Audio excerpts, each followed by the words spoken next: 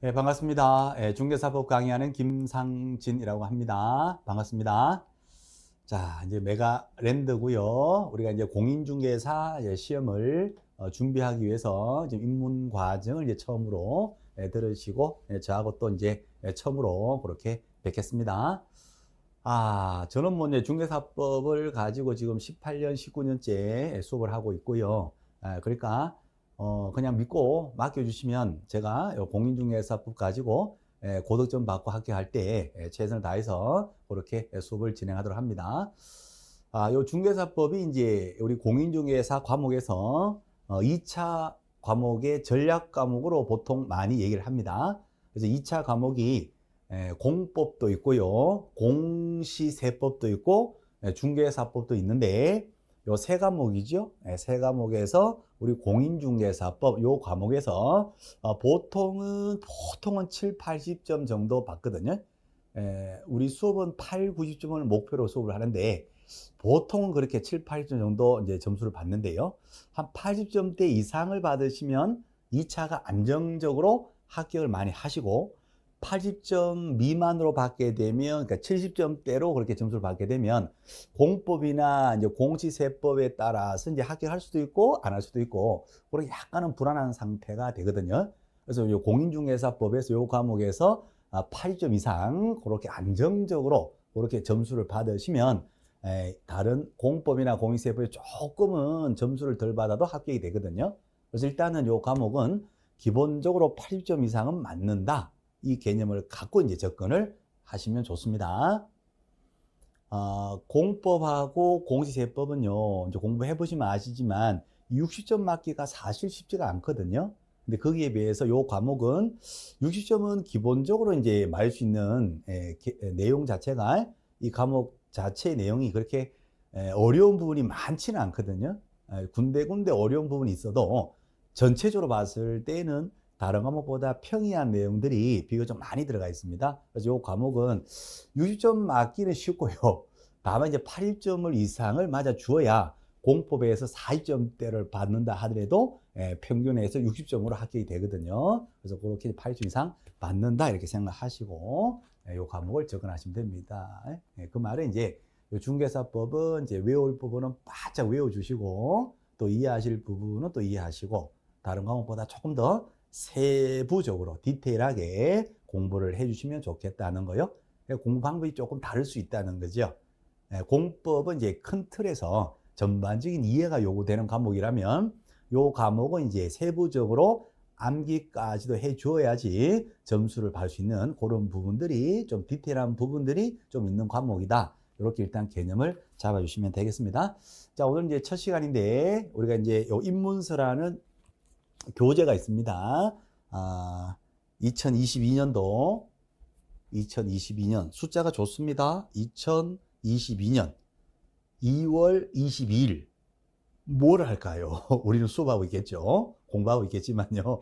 어쨌거나 날짜도 연도 숫자도 좋고요. 2022년 왠지 뭔가 좋은 일이 벌어질 것 같은 그런 기대감이 있는 연도 있죠. 2022 2차 과목 요 입문서인데요.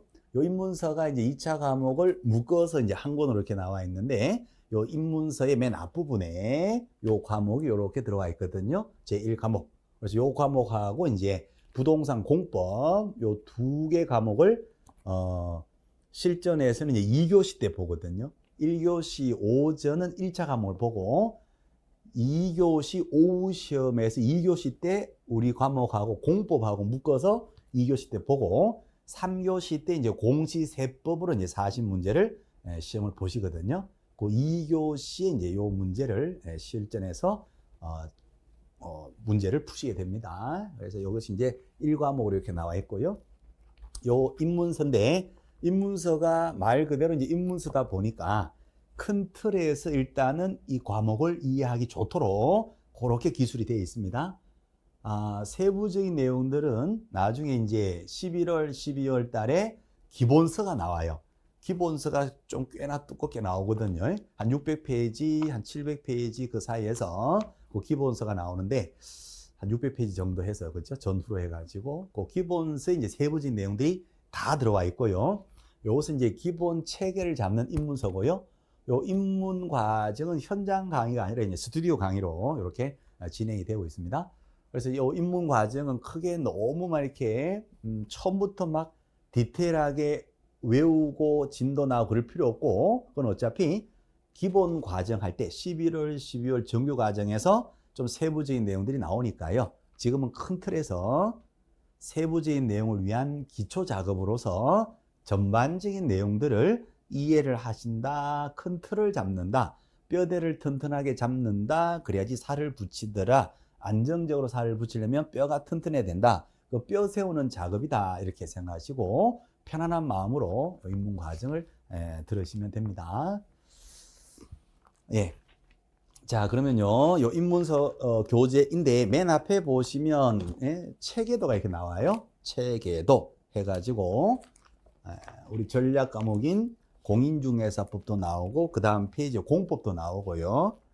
그 다음에 이제 공시법하고 세법도 이렇게 기본 체계도가 나오죠. 이 체계도를 참고하시면 되겠어요. 그래서 우리 공인중개사 법령 및 중개실무 이 과목의 큰 틀을 한번 말씀을 드려보겠습니다.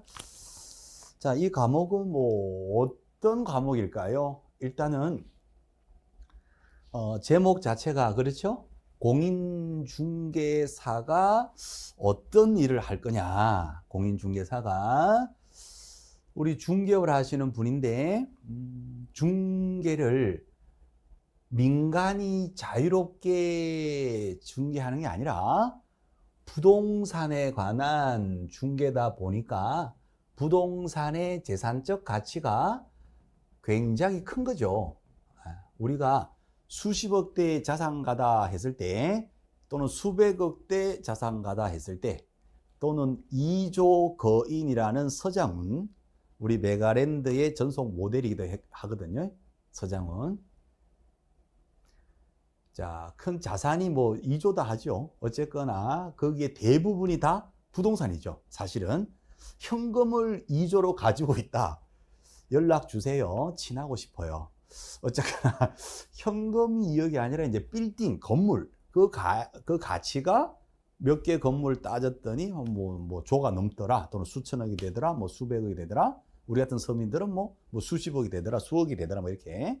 또 이제 새 살고 있는 또 임차인도 있겠지만요. 어쨌거나 부동산 가치가, 그죠? 굉장히 큰 거죠. 그러다 보니까 부동산 중개에 관련되는 법 같은데 부동산 중개를 아무나 해서는 안 될 것 같아. 그러니까 국가로부터 인정받은 국가 전문 자격증을 취득해서 국가 전문 자격증 있는 분들에 한해서 국가 공인중개를 하는 게 맞다, 그런 얘기죠. 국가로부터 인정받은 공인, 이 전문가가, 국가로부터 인정받은 전문가가 부동산 중개를 해야 부동산 거래하다가 사고를 당해가지고 그 많은 재산을 날려버리거나 그런 것을 방지할 수 있다는 거죠. 전문가가 할 수 있다.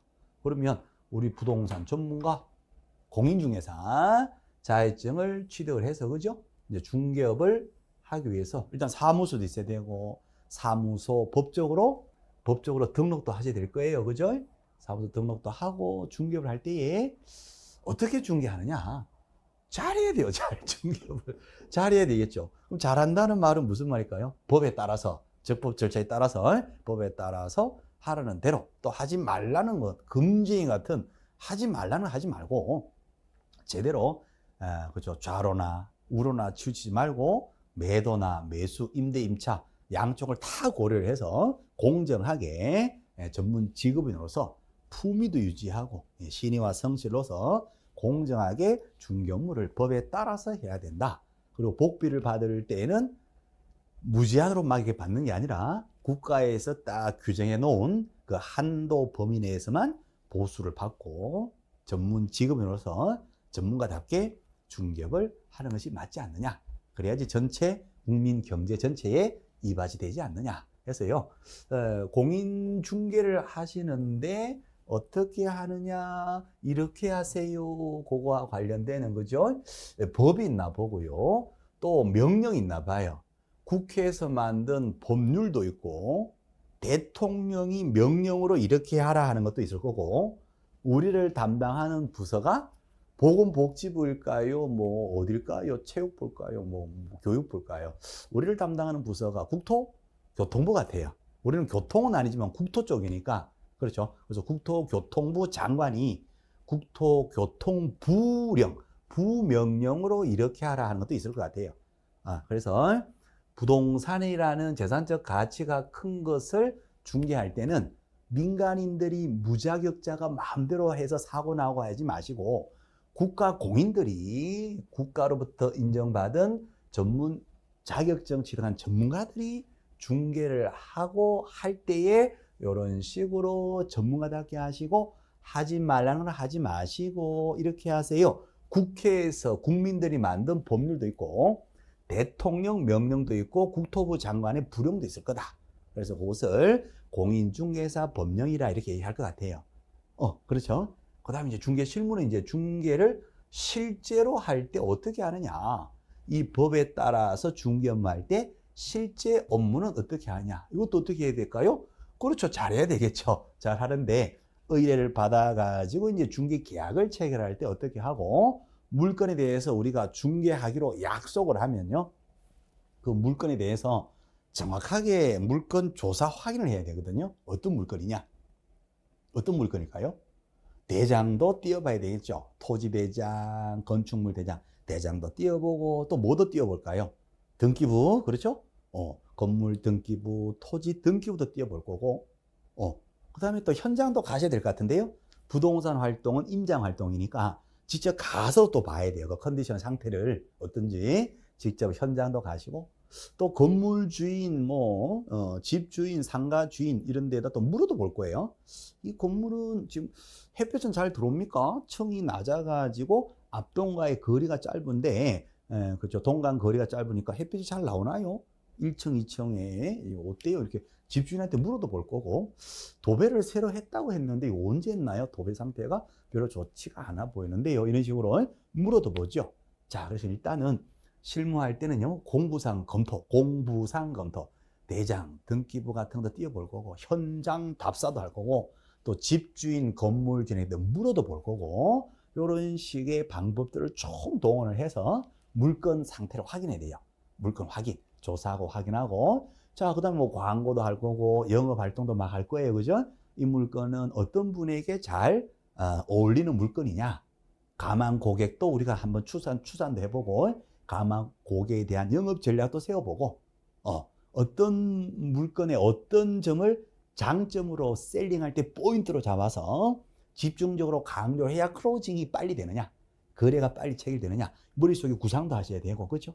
그래서 이제 조사 확인하고 영업을 거쳐서 결국은 물건 가망 고객을 연결해서 물건 보여주고 정확하게 설명도 하고 근거 자료도 제시하고 이렇게 해서 이제 매수인의 마음을 사로잡아서 결국 매도 매수인 간의 매매 계약이 체결되도록 우리가 실제로 중개할 때 어떻게 하는 게 맞겠습니까? 중간에 개입된다. 사람 사이에 중간에 개입되는 거니까, 그죠? 제대로 공정하게 신의와 성실에 따라서 해야 되지 않느냐. 그런 내용들 같아요. 그래서 요 과목이 이제 그런 내용들로 그렇게 쭉 구성이 되어 있나 봅니다. 그렇죠? 40문제가 시험에서는 출제가 되고요. 요 40문제 중에서 시험의 공고, 국토부에서 나오는 시험 공고는 법령 쪽에서 40문제 중에서 70% 내외를 출제하겠고요. 실무 쪽에서 30% 내외를 출제한다라고 시험의 공고는 그렇게 나와 있는데 실제적으로는 조금 달라요. 조금 다릅니다. 그래서 실무 쪽에서 실제적으로는 실무 쪽에서 5문제에서 한 7문제 정도가 보통 출제가 되고요. 나머지 대부분의 문제들이 다 이 법령 쪽에서 출제가 되더라는 거예요. 그래서 공고와 달리, 그러니까 사실은 이 공고를 바꿔야 돼요. 바꿔야 되는데 지금 현재 왜 그런지는 모르겠는데 일을 똑바로 안 하나? 뭐 이런 생각이 들 만큼 공고는 관례적으로 습관적으로 그냥 이렇게 시험에 공고할 때 이렇게 나오는데 실제로는 이렇게 시험을 출제를 하지 않고 실무 쪽에서 5문제에서 7문제 나머지 다 여기서 내더라는 거예요. 그렇게 해서 참고로 보시면 됩니다. 어쨌든 40문제가 나오는 2차 과목의 주요 전략 과목이다. 이렇게 생각을 해주시면 됩니다. 그래서 이제 그 바로 밑에 있는 뭐 고득점 목표로 학습하다 여기까지 이렇게 이제 나와 있거든요. 자, 일단 그렇게 보시고, 자, 그 다음에 이제 요 기본 체계도 있었잖아요. 그죠? 요 체계도 얘기를 조금 할 거예요. 체계도 참고하시고, 제가 쭉 한번 또 전개를 해볼 테니까 그냥 한번 쭉 들어보십니다. 여기 이제 칠판 판서다라고 생각하시고, 이제 흰색 화면이 딱 떠버렸죠. 그죠? 그래서 여기에다 글자를 좀 판서를 해서요. 한번 쭉 한번 요 체계도에 있는 내용을 쭉 한번 이렇게 쭉 한번 소개를 해드릴 거니까 막 외우려고 하지 마시고, 지금 입문 과정이니까 사실 외워지지도 않거든요. 그러니까 편안한 마음으로 편안하게 한번 들어보십니다. 자, 여기로 가보실게요. 40문제가 출제가 되는 2차 과목의 전략 과목이라 했고요. 여기에서는 기본적으로 몇 점 받는다라고 생각하셔야 된다고요. 80점은 받는다라고 생각하시고, 하시다 보면 수업에서요 90점 정도를 안정적으로 맞을 만큼 수업은 그렇게 진행이 됩니다. 8, 90점 정도, 90점 정도를 목표로 수업은 진행이 돼요. 어쨌든 이제 이렇게 개념상 8, 90점을 맞는다, 2차의 전략 과목인데 40문제가 나온다, 이렇게 개념 잡으시면 됩니다. 자, 공인중개사 법령 있고요. 오, 예. 공인중개사 법령 있고요. 중개 실무가 있었다. 그렇게 말씀드렸고, 요 실무 쪽에서 시험 공고와는 달리 한 5문제에서 한 7개 정도가 출제가 된다 말씀드렸고, 나머지들은 다 요 법령 쪽에서 출제가 된다라고 보시면 되는데, 요 법령 쪽이 있잖아요. 요것이 내용이 있잖아요. 크게 두 가지의 법령이 있습니다. 하나가 공인중개사 법령이 있어요. 제1편 이렇게 하겠습니다. 제1편이 공인중개사 법령이라 해서 아까 말씀드린 대로 우리 공인중개사 어떻게 자격증을 취득해서 사무소 등록을 법적으로 해서 중개 업무를 할 때 법에 따라서 어떻게 해야 되느냐, 그것을 규율하고 규제하기 위한 법과 명령이다 하는 부분이고요. 그 다음에 또 제2편이 있는데, 요 2편이 뭐냐 하면요, 2편 요것이 뭐냐 하면 부동산 거래 신고 법령이 있습니다. 부동산 거래 신고. 매매가 되면 토지 건물 매매가 얼마에 매매됐느냐, 실거래가 신고하는 게 있거든요. 실거래가 신고. 그것을 부동산 거래 신고할 때 실거래가 신고를 이렇게 하세요 하고 국회에서 국민의 대표자 국민들이 만든 법률이 있고요. 또 이것도 마찬가지로 대통령 명령으로 이렇게 실거래가 신고하라. 또 국토부 장관의 부령으로 이렇게 신고하라 하는 부동산 거래 신고 법령이 있어요. 이렇게 두 편으로 나눠집니다. 그러면 이제 중개 실무 쪽은 이제 몇 편이다? 제 3편이다. 이제 그렇게 보시면 되겠어요. 오케이. 자, 그러면 이제 공인중개사 법령에서는 요 1편에서는 시험 문제가 5, 7개 빼고 나면 다 법령에서 출제가 된다 했는데, 여기에서 몇 문제가 나오느냐? 보통은 26문제에서 한 30문제 정도가 나옵니다. 26개에서 30개 정도. 자, 그 다음에 이제 부동산 거래 신고, 여기에서 이제 나머지 것들 5문제에서 한 7문제 정도, 그렇게 보시면 됩니다. 자, 그냥 쉽게 개념을 잡으시려면, 그냥 공인중개사법, 여기에서 그냥 30개 나오고, 신고법에 5개, 실무적에 5개 이러면 숫자도 편하죠? 30개, 5개 합이 40개. 이렇게 간단하게 개념 팍 잡힙니다. 오케이. 자, 그렇게 하셔도 무방합니다. 자, 그러면 이제, 우리 이제 공인중개사 법령요. 요 공인중개사 법령은 어떤 내용으로 구성되어 있느냐. 이제 이걸 말씀을 드릴게요. 그래요. 1편 공인중개사 법령, 2편 부동산거래 신고 법령, 밑에 3편이 중개 실무, 이제 그렇게 되어 있죠. 그래서 거기에서 이제 공인중개사 법령, 요 공인중개사 법령, 요 부분만, 그렇죠? 요 부분만 입문 과정에서 요 부분만 큰 틀을 딱 정확하게 잡고 계신다면 입문 과정은 성공한 거예요. 거의 대부분 문제가 여기서 나오는데 1편을 잡았다. 그러면 이 과목에 거의 7, 80%를 한 거예요. 그렇죠? 그래서 이것을 정확하게 잡는 데다 일단 초점을 두시면 되겠어요. 그렇죠? 자, 그럼 공인중개사 법률 한번 가보겠습니다. 요거 지워도 되나요? 지워도 되나요? 지워도 되나요? 지워버릴게요. 놀리지 마시고 지울게요. 싹 지우고 다시 쓸게요. 지웁니다. 평 지웠어요.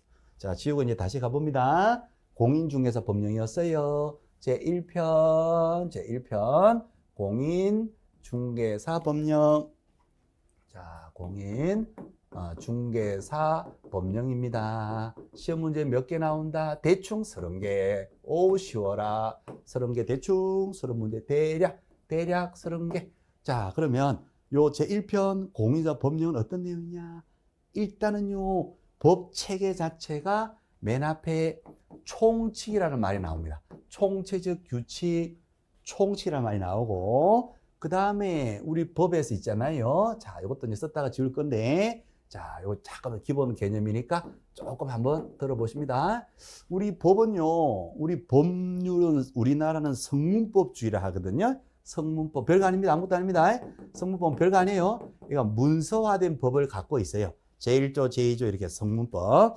영국이나 미국 영미법에는 불문법주의라 하거든요. 문서화된 법이 기준되는 게 아니라 관습법 같은 거예요. 그런 것들이 법의 기준이 되고, 성문법은 있긴 있는데 보조적인 역할만 해요. 그런데 우리나라는 성문법이 주된 법률 규정이 되고, 법률 규범이 되고, 성문법을 이제 보충하는 게 이제 관습법이라든가 뭐 판례법이라든가 이런 게 있어요. 그래서 우리는 성문화된 법 위주로 그렇게 법률 문화가 구성이 되어 있는데, 이 법률 문화가 어디에서 넘어온 것일까요? 우리나라 자생적으로 발전된 그런 법률 문화일까요? 아니면 선진국에서 이렇게 우리가 일제 때 일제 침략을 거쳐가지고, 그죠? 1910년에 1945년까지 그때 들어온 법률 문화일까요? 그때 들어온 겁니다. 그때 일본에서 한국을 침략하면서 일본 법률을 그대로 전시켰는데, 그 일본 법은 뭘 보고 뺏겼냐? 쉽게 말씀드려서 독일 법률을 보고 뺏긴 거예요. 그래서 우리가 독일 법률 문화가 일본을 거쳐서 우리나라에 전수되었다. 이렇게 보통 표현을 그렇게 합니다. 그러니까 우리 법률 문화는 독법주의라 그래요. 독일법주의, 독법주의. 별거 아닙니다. 자, 그래서 독일법 영향을 받아가지고 독법주의를 하는데요. 독일법 영향을 받아가지고 법률 구조가 이렇게 나와요. 독일 법률 체계가 이제 판택된 체계라 해가지고 기본의 공통적인 개념을 앞으로 빼버려요. 그러면서 총칙이라 그래요. 총체적 규칙, 기본되고 총괄되는 기본 공통 규칙에 대해서 총칙으로 빼고요. 그 다음에 세부적인 내용들은 다 각칙이다 해서 각계전투, 각칙으로 각각의 규칙들이 쭉 나옵니다. 독일법이 그렇습니다. 그래서 민법도요, 민법 총칙이 있고 민법 각칙이 있고, 또 민법도 물권 총칙이 있고 물권 각칙이 있고, 채권도 채권 총칙이 있고 채권 각칙이 있고, 이렇게 되거든요. 그렇습니다. 그래서 총칙, 각칙 이렇게 나눈다는 거. 그러니까 총칙은 공통적이고 기본적인 거, 각칙은 조금 더 세부적인 거, 요거 세부적인 거, 요쪽에 요거 세부적인 이런 거. 자, 그 다음에 있잖아요. 요 각칙을 보충해주는 규칙을 두고 있는 법률도 있습니다. 그것을 뭐라고 한다 하면 보칙이라고 해요. 보칙. 각칙을 보충한다. 보칙. 자, 그 다음에 또 어떤 게 있냐 하면요. 벌칙이라는 게 있어요. 벌칙. 벌칙은요, 이 각칙들의 세부 내용들을 위반했을 때 법 위반으로 처벌하는 거거든요. 이 처벌하는 것이 이 벌칙이다 해서 벌칙에서 이걸 처벌하게 돼 있어요. 그래서 보통은 독일법 영향을 받아서 우리 대한민국의 법률들이 대부분 다 이런 구조입니다. 맨 앞에 총칙, 그 다음에 세부적인 거의 대부분 각칙, 거의 대부분 다 각칙이고, 보충하는 보칙은 있는 법률도 있고 없는 법률도 있고, 그 다음에 처벌하겠다는 벌칙도 있는 법률이 있고 없는 법률이 있고, 벌칙은 국가기관에서 이제 국가가 처벌할 텐데, 국가하고 관계되는 공법 영역에서는 당연히 벌칙이 다 있어요. 그런데 국가하고 관계없는 사인 간의 법률 관계를 구현하는 사법체계 대표 선수가 민법이잖아요. 그죠? 요 민법과는 백성들끼리, 민간인들끼리 계약을 체결한다. 계약 자유의 원칙, 사적 자치 영역. 이 부분에서는 딱히 뭐 개인 간에 약속을 했다가 계약을 했다가 계약이 틀어졌다. 그러면 손해배상, 채무불이행, 손해배상 돈 물어주면 되는 거예요. 민사는. 그거 뭐 친구한테 그렇죠. 약속을 했는데 약속을 안 지켰다 해서 깜빵을 가고 그러지는 않죠. 그 자체로서는. 그래서 요 민법에서는 이 벌칙 규정이 없어요. 물론 있어요. 형식상의 벌칙 규정이 있어요. 형식상인데 이거는 실질적인 벌칙이 아니거든요. 어쨌든 민사는 손해배상으로 기본 개념이 손해배상으로 해결하는 것이지 깜빵 가서 해결하는 게 아니에요. 그런데 형법 같은 경우는 대표적인 공법요. 행정법, 뭐 헌법, 형법 이런 게 있겠죠. 형법은요. 사람을 때렸다. 폭행. 그럼 깜빵 가죠. 물론 민사상에 돈도 물어주겠지만 깜빵을 간단 말이에요. 징역, 벌금. 그래서 이제 요런 쪽 공법 영역에 있는 법률일 때는 벌칙이 필히 있는 거고 완전 사법 영역에만 있다 하게 되면 벌칙이 없는 법도 있고 이 보칙도 있을 수도 있고 없을 수도 있어요. 총칙 가칙은 필연적으로 있는 거 그렇습니다. 자, 그럼 다시 돌아오실게요. 우리 중개사법은요 어떠냐고. 우리 중개법은 그럼 우리 중개법은 어떠냐 했더니 우리 중개사법은요 맨 앞에 총칙이 있어. 당연히 있고 그 다음에 또 뭐가 있더라? 각칙이 또 있어. 각칙. 당연히 각칙이 있어요. 있고 그다음에 우리 중개사법은 뭐도 있더라? 보충하는 보칙도 있더라 하는 거. 지워져야 되는데 왜 안 지워지지? 지워져. 자, 그래서 우리 중개사법은 뭐도 있더라? 보칙도 있더라. 그다음에 우리 중개사법은요. 공법 영역도 관계되거든요. 제대로 중개하지 않았다. 그럼 어떻게 한다? 다 처벌돼요. 우리 중개사법에도 제대로 중개업을 하지 않았다. 1년 이하의 징역 또는 1년 이하의 징역 또는 1,000만 원의 벌금 또는 3년 이하의 징역 또는 3천만 원의 벌금 또는 과태료 같은 거 때려요. 과태료. 제대로 하지 않았다. 게으르구나. 태만이 했구나. 그게 부과되는 돈 과태료를 때리기도 하고 100만 원 이하의 과태료, 500만 원 이하의 과태료. 자, 그 다음에 뭐가 있냐. 행정상의 처분도 있어요. 취소. 저 자격증을 날린다. 자격 취소. 등록증을 날린다. 등록 취소. 업무정지, 영업정지도 때리고 하는 거. 그래서 행정상의 처분도 있더라. 그래서요, 우리 중개사법은 벌칙도 당연히 있고, 벌칙 있고요. 오케이. 자, 벌칙 당연히 있고요. 또 보충하는 보칙도 있고요. 각각의 가식 당연히 있고요. 맨 앞에는 뭐더라? 총칙이더라. 이렇게 구성이 됩니다. 총칙, 그 다음에 세부적인 다 각칙들, 그다음에 보충하는 보칙, 그 다음에 처벌합니다 해서 벌칙 이렇게 구성이 되어 있다는 거예요. 자, 여기까지가 뭐냐 하게 되면 본칙이라 그래요. 본칙. 아이고 이거 빨리 지워줘야 되는데. 자, 오케이, 나이스. 자, 오, 잘 지워졌어요. 자, 여기까지가 이제 본칙이랍니다. 본칙. 자, 뭐라고 한다고요? 본칙.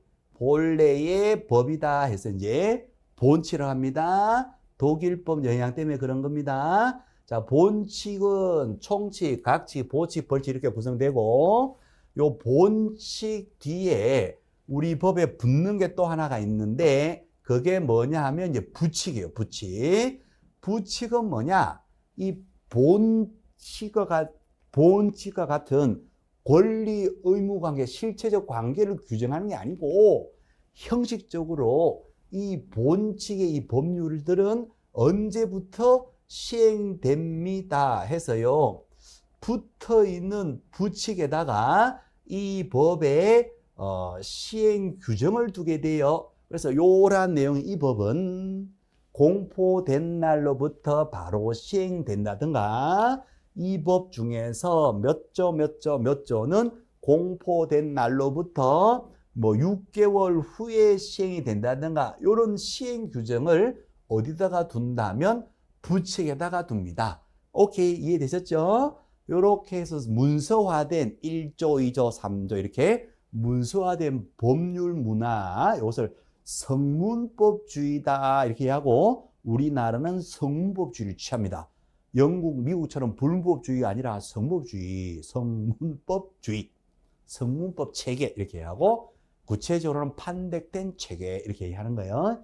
자, 이 개념이 딱 기본적으로 기본 개념이 딱 잡혀야지 우리 중개법을 바라볼 때 있잖아요. 이 본칙에 나온 개업 공인 중에서 2명 있고 또 1명이 부칙에다가 이상하게 부칙에다가 규정해둔 개공이가 1분이 계셔요.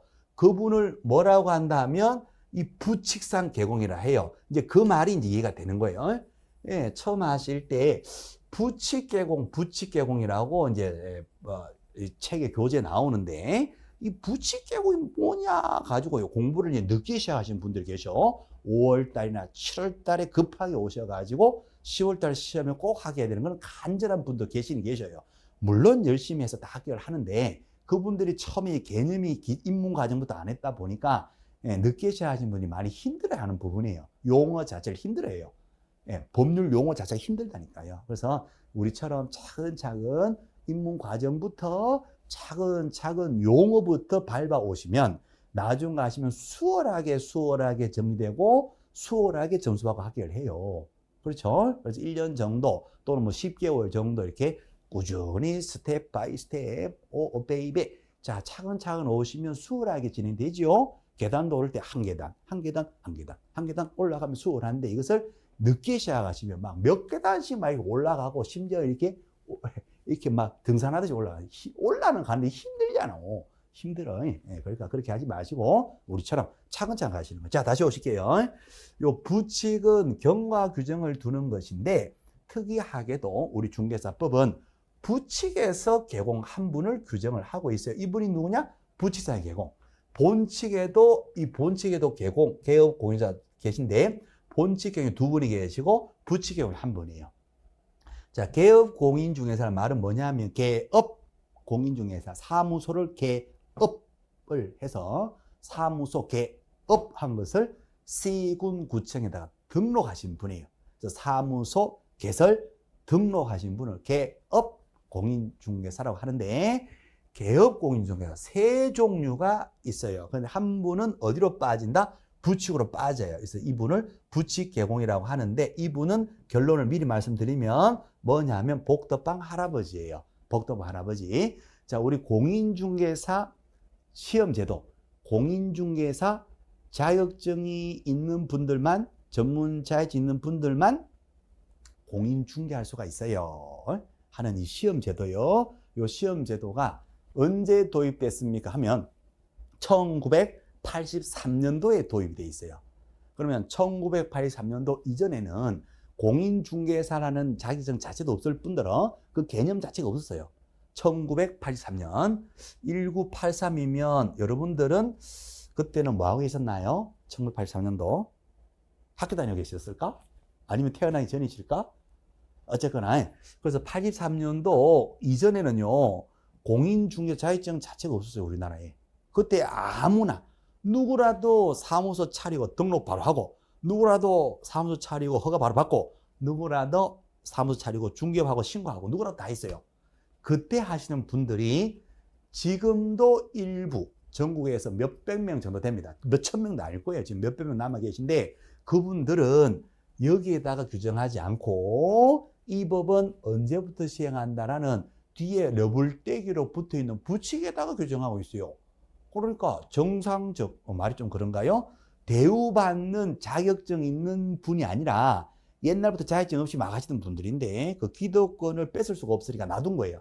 놔두면서 부칙에다 밀어버렸어. 그래서 부칙 제6조 2항 이하에서 이분을 규정하면서 이분들의 영업권은 계속 보장을 해주는데 다만 이분들은 자격증이 없다 보니까 이분들과 달리 조금 규제를 해요. 제한을 해요. 이분들이 전국에 있는 부동산 다 중개할 때에 이분은 전국 다 하지 마시고 그 동네 것만 하세요. 사무소가 있는 복덕방 앞에 있는 특광도 안에 것만 하세요. 이런 식으로 경매, 공매, 알선 대리까지 우리는 경매 물건도 대리할 수 있거든요. 그런데 이분은 하지 마세요. 이런 식으로 공인중개사 사무소 이런 때깔나는 명칭을 쓸 수 있는데 이분을 하지 마세요. 그런 식으로 해서 부칙에서 조금 이분에 대해서는 제한을 해요. 네, 제한을 해서 그래서 이것을 이분을 이제 부칙사용 개공이다 이렇게 하는 거예요.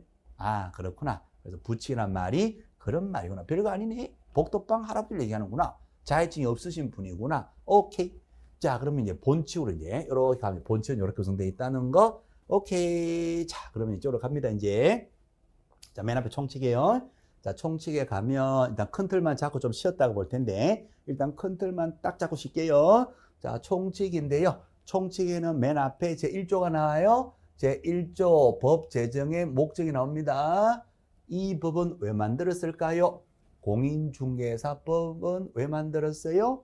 국민이 이제 전체 이바지하려고 전문가만 중개하면 사고 안 나니까 중개사고 안 나니까 국민 경제 전체에 이바지하기 위해서요. 전문성 높이고 중개업을 건전하게 육성하여 국민 이바지하자. 국민 경제 이바지.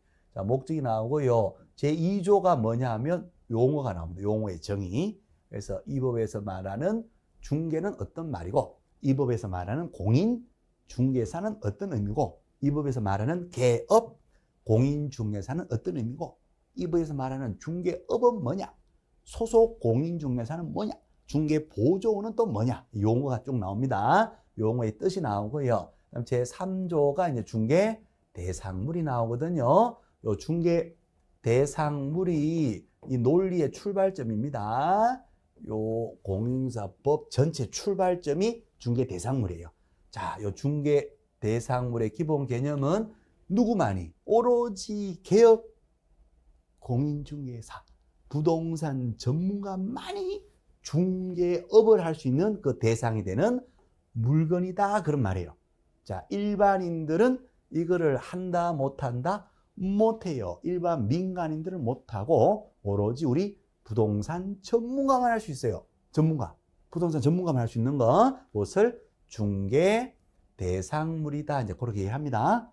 중개 대상물 여기는 뭐가 있을까요? 자, 어떨까요? 우리가 상식적으로 토지 부동산이죠. 부동산 전문가만 할 수 있는 부동산 토지는 다 전문가만 중개업을 해야 되겠죠. 일반인들이 손대면 처벌돼요. 어떻게 처벌된다? 3년 3천 이렇게 처벌되거든요. 3년 3천으로. 그래서 전문가만 할 수 있어요. 토지, 그다음에 건물, 주택, 상가, 건물, 사무소, 뭐 공장, 건물 다 우리 전문가만 할 수 있고요. 그다음 임목이라는 거 있습니다. 수목의 집단, 나무들의 떼거지인데 이것을 임목 등기한 게 있어요.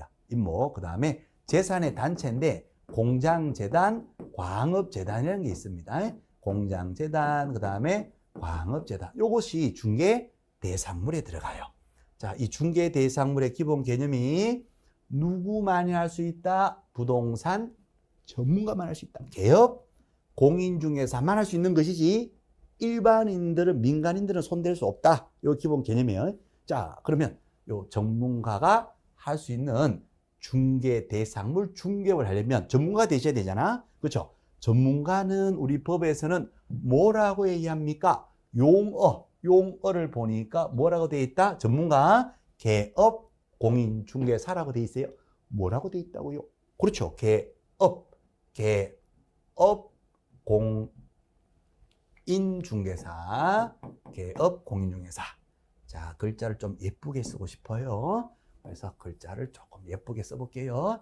개업, 공인중개사를 합니다. 이 글자가 이게 습기가 있으면 글자 잘 안 써져서 그래요. 자, 어쨌든 전문가, 개업, 공인중개사라고 하는데 이 개업, 공인중개사를 용어의 정의에서는 뭐라고 합니다? 개업, 공인중개사를 용어의 정의에서는요. 이 법에 의하여 중개사무소 개설, 등록을 한 자를 말한다라고 되어 있어요.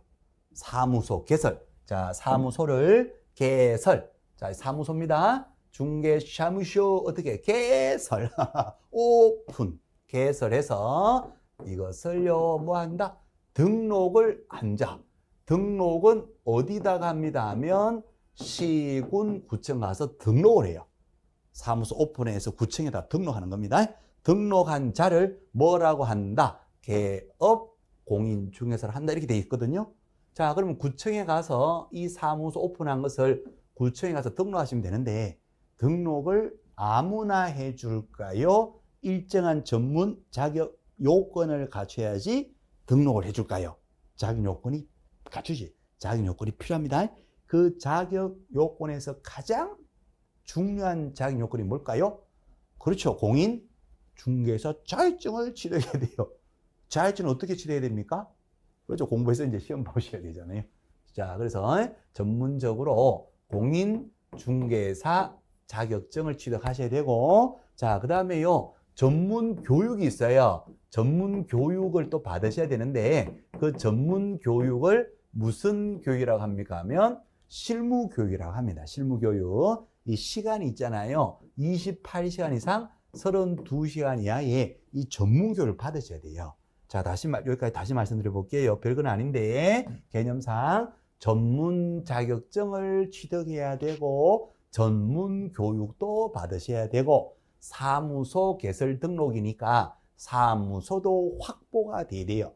노점상은 안 됩니다. 노점상 안 되고, 사무소 건물이 있어야 되고, 자, 이러한 요건 갖춰서 등록을 하는 것인데, 이러한 요건을 다 갖추어도 등록이 안 되는 사람이 있어요. 그 사람을 뭐라고 한다? 등록의 결격 사유라고 합니다. 무슨 사유? 결격 사유. 자, 격이 결여된 사유. 너는 결격이야. 네? 너는 결격. 너 우리 친구하자. 네, 친구하자. 우리 사귀자. 나는 키도 크고 돈도 많고 나는 학벌도 좋고 다 좋아. 나랑 사귀자. 그때 아가씨 하는 얘기. 너는 안 돼, 이 자식아. 왜 안 되는데? 너 못생겼잖아. 너는 결격이야. 이렇게 되는 거예요. 딴 거 다 갖춰도 결격 사유에 해당이 되면 그거 못하는 거잖니. 그러니까 전문 자격증도 취득했고 전문 교육까지 받았고 건물까지 다 얻었어 그냥. 그런데 결격 사유에 해당이 되면 등록이 안 되는 겁니다. 결격 사유 이거 나중 가면 굉장히 중요하죠. 대표 선수 미성년자 애들은 가라. 그다음에 피한정 후견인 피성년 후견인 파산 선고 받고 복권되지 않은 자 등등등. 깜빵 갔다 온 지 3년이 안 되는 자 등등등. 요 결격 사유 13가지 있거든요. 결격 사유가 있으면 등록이 안 됩니다. 그래서 이 결격 사유가 없었을 때 요건 갖춰서 등록이 된다는 거. 요건 갖춰서 등록하면 뭐라고 한다? 개업 공인중개사라는 거. 그럼 개공으로서 이제 중개업을 하시면 돼요. 자, 개공 또 고용인도 직원도 사무소도 인장도 이렇게 요건을 갖춰요. 인적 물적 설비에 갖춰서 중개업을 하잖아요. 이제 그럼 중개업을 할 때 중개업을 이제 해요. 자, 여기까지 다시요. 사무소 개설 등록을 했어요. 등록해서 중개업을 한단 말이에요. 중개업을 할 때 어떻게 해야 될까요? 중개업을 어떻게 해야 된다? 어떻게 잘. 자, 중개업을 할 때 의무사항이 있어요. 법에서 잘 하라 의무들, 이런 의무사항을 잘 지켜야 됩니다. 그 다음에 중개업 관련되는 권리가 있는데 권리는 뭐다? 당연히 복비를 받아야 되잖아요. 복비 받을 수가 있다는 거. 그래서 의무 잘 지켜서 법에 정해진 한도가 있어요. 복비가 무제한이 되면 좋아요. 복비 무제한 10억짜리 아파트 팔아주고 중개해주면 무제한으로 뭐 10억에 50% 5억을 복비로 받았다. 참 좋아요. 그러면 좋겠어요. 근데 그게 안 되잖아요. 국가가 개입을 하잖아요. 국가가 공법상의 국가가 공법상 요건으로 개입을 해요. 개입을 해서 한도가 있다. 한도가 0.9%든 뭐 0.8%든 한도가 있는데 그 한도를 초과해서 받지 마라. 초과해서 받으면 1년 이하의 징역이나 1,000만 원의 벌금으로 국가가 처벌하겠다. 그래서 공법적인 규정으로서 그죠? 한도를 초과해서 복비를 받았다면 깜빵 간다. 그래서 안타깝게도 그 한도가 있는 그 범위 내에서만 우리가요 복비를 받을 수 있는 권리가 있다. 그다음 의무사항은 쭉 이렇게 나와요. 이따가 할 거예요. 이따가. 자, 이것을 제대로 하지 않았다. 그럼 어떻게 된다? 다 처벌한다. 그 말이 이제 제대로 안 하면 어떻게 처벌한다? 깜빵도 보내고, 그렇죠. 그다음에 또 과태료도 떼기도 하고, 그다음에 등록 행정 처분은 자격증 빌려주면 자격도 취소, 자격증을 날려버리고, 등록증을 빌려주면 등록을 취소하고 이런 거예요. 이런 식으로 해서 전체적인 틀이 이렇게 구성이 되어 있다는 거. 자, 일단 여기까지요. 자, 시간이 조금 이제 가고 있으니까, 1교시부터 너무 길게 하면 또 이제 힘들어 하실 것 같으니까, 일단 기본 틀 이렇게 두시고 조금 쉴게요. 조금 쉬었다가 연결해서 책에 마저 정리하고 첫 진도 들어가 이렇게 할 거예요. 자, 조금만 쉬었다가 하겠습니다. 예.